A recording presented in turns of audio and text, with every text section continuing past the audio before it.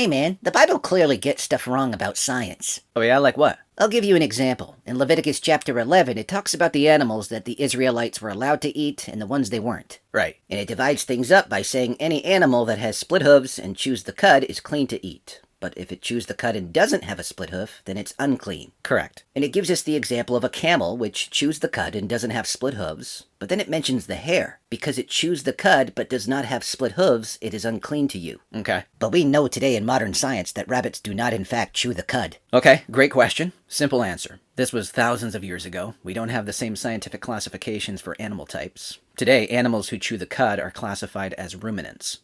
So that's like cows, sheep, deer, giraffes, and camels. And what's unique about their digestive system is that they have 4 stomach compartments. Essentially, when the food goes in, it goes through different stages, only to come back up into the mouth to be chewed again. Right. So for hares, or rabbits, these little guys do something called cecotrophy. Seco what? It's kind of this gross process of ingesting food, partially digesting it, excreting it out the back end, and ingesting it a second time. Ew, you mean they eat their capupe? Yeah, so again, the first round of pellets, we'll call them, are partially digested and still filled with the nutrients that the hare needs to stay healthy. Oh. So he ingests the pellets and the process starts over, but the nutrients are expelled the second time, and those pellets are wasted. Okay. The hare practices the same idea of chewing the cud, but its body just isn't in the same category of those animals that do all this internally.